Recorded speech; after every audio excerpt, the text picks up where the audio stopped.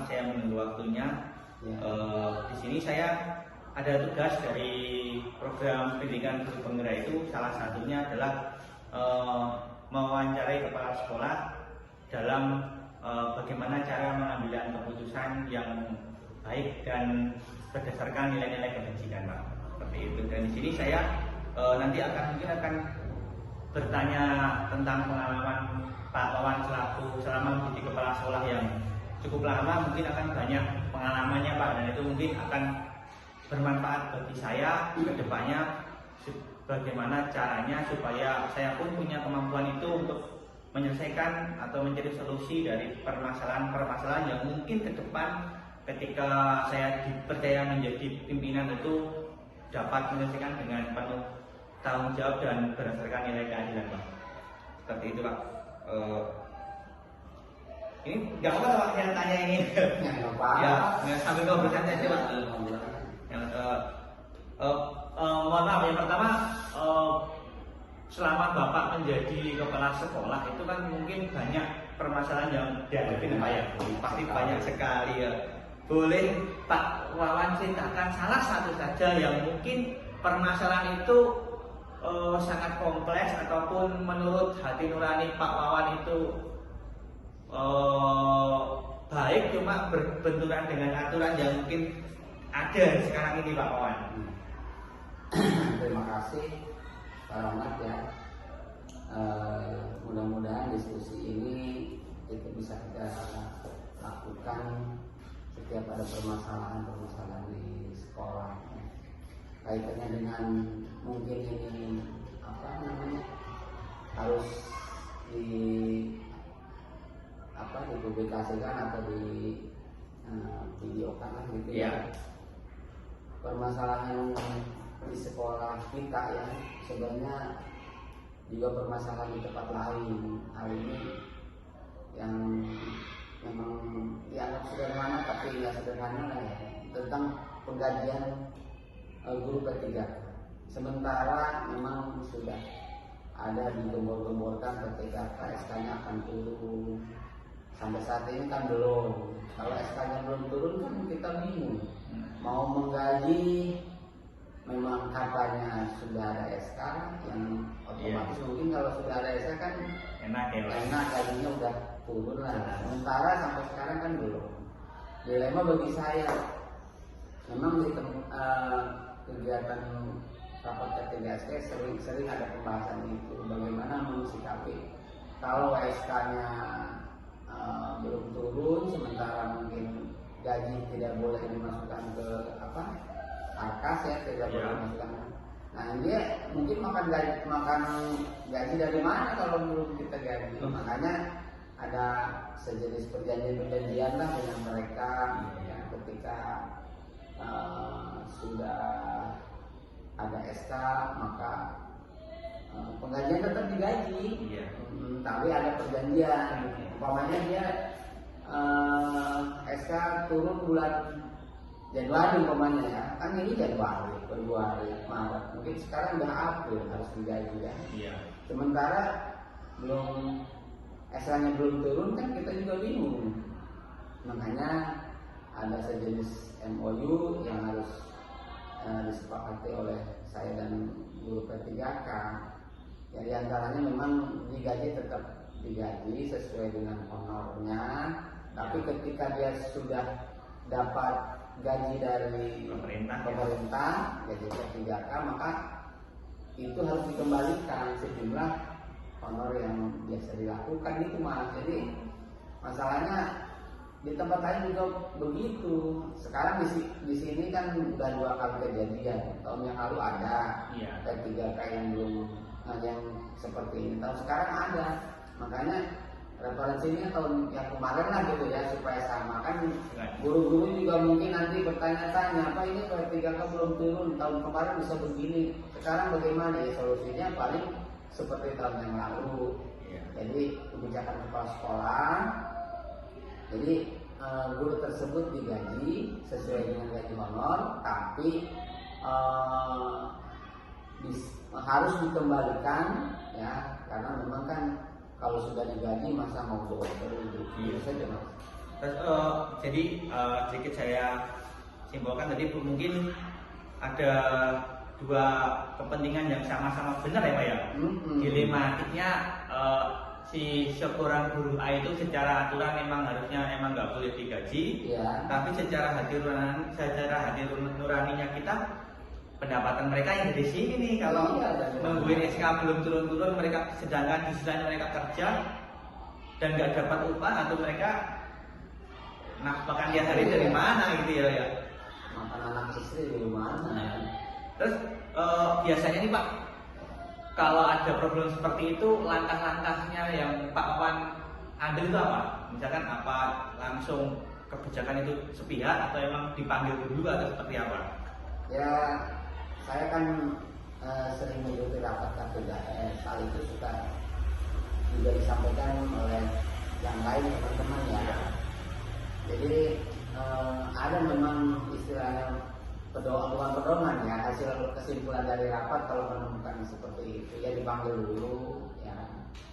Terus kan mereka juga kan kalau sudah dapat sama laporan ke saya, tapi kan sebelum ada SK juga sering baca di HP gitu kan, P3 katanya turun tanggal sekian atau bulan sekian, akhirnya ditunggu-tunggu belum datang, paling dipanggil, ini ibu kapan ada dapat SK, katanya pemberitahuan begini Pak, gitu kan, tapi kenyataan belum. Makanya setelah dipanggil, kemudian diskusi gitu kan dengan mereka, kemudian bagaimana dengan penggajian bulan sekarang kan mungkin dari pemerintah belum katanya Pak. Ya kalau belum kan saya punya hati nurani gimana? Ya, akhirnya ya kesimpulannya itu tadi, jadi digaji tapi dengan perjanjian lah ya. Kan kita juga bukan milik kita. Iya benar. Sekolah. Berbenturan dengan aturan juga ya Pak ya. Tapi ya mudah-mudahan cepat turun lah SK Pak, supaya tidak jadi dilema terus menerus ya. Ini kalau Januari, Februari, April, Mei juga terus-terusan. Iya. Jadi ada beberapa hal. Terus Pak ini mungkin secara intern Pak Wawan sebagai pimpinan mungkin selama beberapa tahun atau mungkin udah lebih dari 10 tahun menjadi kepala sekolah itu, dalam pengambilan keputusan itu hal apa yang mungkin Pak Wawan anggap efektif itu dalam berbagai kasus, misalkan khususnya untuk guru yang mungkin harusnya nggak digaji, tetapi tetap dengan hati nurani kita berikan bayaran dengan perjanjian itu, pengambilan keputusannya itu berdasarkan apa ya Pak? Apakah ada aturan intern antar kepala sekolah ataupun inisiatif Pak Wawan atau seperti apa? Ya memang kan itu Mas, jadi saya kan kalau punya kebijakan tidak terlepas dari hasil rapat gitu ya, harus hasil pemikiran sendiri juga. Mungkin di tempat lain itu kebijakan itu kan hadirnya kebijakan mungkin dari ada persoalannya seperti itu. Kebijakan saya mah di sini ya memang sudah 2 kali ada P3K, saya panggil dulu begitu, saya panggil orangnya, saya tanya kapan keluar SK, kapan keluar gaji. Jadi saya lebih-lebih sekarang, jadi honor itu alhamdulillah saya keluarkan aja dulu nih. Tapi pokoknya perjanjian karena ini cuma istilah nalangi doang. Nanti kalau sudah punya gaji apalagi rapel mohon mengembalikan, walaupun pokoknya mengembalikannya setengahnya dulu nggak apa-apa. Ya yang penting ya bisa lunas lah gitu. Kan seperti itulah saya punya kebijakan kepada bawahan saya atau guru saya gitu dalam pengambilan keputusan mengenai penggajian yang honorer P3K itu. Jadi kan selama ini kebijakan nggak mungkin selalu berjalan dengan baik ya Pak. Ada satu orang dua pasti yang nggak menerima. Lah itu yang selama ini Pak Wawan mungkin temukan nih tantangannya dalam pengambilan keputusan itu apa kira-kira yang kemarin atau yang pernah Pak Wawan alami sendiri itu dalam tantangan khususnya dalam pengambilan keputusan itu Pak? Ya memang karakter orang berbeda-beda ya Mas ya. P3K kita kan lebih dari 2 orang ya. Ini begini, ini begini, ini begini. Tapi ya semuanya kalau dirata-ratakan istilahnya baiklah gitu ya, dalam cara dia ini juga membayar gitu ya. Ada juga yang ngeyel gitu kan, uangnya pakaian. Sementara ini gitu. Tapi alhamdulillah selesai ya. Jadi nggak ada yang selesai kalau kita komunikasi dengan mereka ya. Yang pernah ada belakang lah gitu konflik ya. Konflik yang berlanjut nggak ada. Nggak ada lah buat apa. Tapi memang kan mereka juga sering ada kelompoknya kali ya. Iya. Kelompok P3K komunitasnya. Ya kalau mungkin ini mungkin sama dengan atau tapi mungkin di tempat lain, kecamatan lain beda mungkin, tapi satu kecamatan mah insya Allah sama. Oke, Pak. Jadi beberapa masalah pasti ada aja ya Pak ya. Terus waktu kemarin itu ada masalah ya kan Pak, itu biasanya Pak Wan dalam menyelesaikannya itu apa langsung dieksekusi di tempat, langsung Pak Wan menentukan kebijakan A atau B atau C misalkan, atau Pak Wan simpan dulu nih untuk diberikan lagi, cari rujukan yang lain, mungkin menentukan jadwal masalah ini Pak Wan pikirkan dulu, nanti besok atau minggu depan kan baru mencari solusinya seperti itu, atau memang langsung hari itu ada masalah Pak Wan langsung menemukan Pak? Kalau saya memang udah tua kali Mas ya, jadi cara menentukan itu harus berpikir atau dipikirkan dulu Pak ya. Dulu kadang tidak sebentar lah, tidak bisa langsung. Nggak bisa dulu ya. Soalnya gimana ya, takut memang kesimpulan atau kebijakan itu atau tindakan saya itu takut salah gitu ya. Karena sekarang udah pada pintar ya. Kadang-kadang cari referensi kemana gitu kan. Kalau saya ya bisa disimpan dulu, baru di rumah dipikirkan, kemudian 2 atau 3 hari baru diselesaikan. Paling itu. Jadi ada prosedurnya ya Pak yang nggak langsung. Tapi memang seperti itu Pak, aturannya memang permasalahan itu nggak boleh langsung diselesaikan di tempat ya. Kita harus memikirkan dulu mungkin seperti itu, cari rujukan biar keputusan yang Pak Wan ambil atau yang kita ambil itu benar-benar matang gitu, nggak terkesan gusak-gusul yang akhirnya mungkin kurang baik juga setelah keputusan itu diambil ya. Mungkin 2 pertanyaan lagi Pak. Yang terakhir mungkin di dalam pengambilan keputusan itu kalau tadi ada masalahnya, mungkin ada faktor-faktor yang mempermudah nggak Pak? Mungkin masalah ini gampang diselesaikan karena ada faktor yang membantu, mungkin seperti itu ada nggak Pak? Mungkin rekan atau mungkin aturan ini atau mungkin guru-guru yang lain seperti itu, atau seperti apa?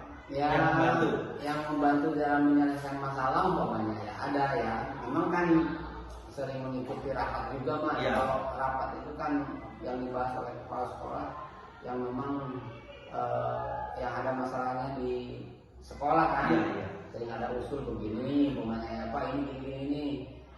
Kadang ya gitulah, pokoknya cara menyelesaikan masalahnya saya selalu menunggu atau mencari ya teman-teman yang punya masalah sama dengan saya gitu kan. Seperti itu kalau saya. Oh iya, siap Pak. Jadi dapat disimpulkan dalam tiap kepemimpinan pasti ada problem yang hadir, lalu bagaimana kita menyikapinya supaya permasalahan tersebut dapat terselesaikan dengan baik. Walaupun mungkin ada beberapa permasalahan yang mungkin kalau saya lihat ada dilema etika di situ ya Pak ya. Di sisi lain kita kasihan, tapi aturan, tapi juga kita juga kasihan juga seperti itu. Lalu nanti kerasa lah, nanti jadi pimpinan gimana? Gitu ya, jadi menyelesaikan juga nggak harus cepat-cepat, dipikirkan dulu biar nggak terkesan gerusak-gerusuk, biar hasilnya itu semakin ke arah sana masalah lebih banyak ya Pak ya.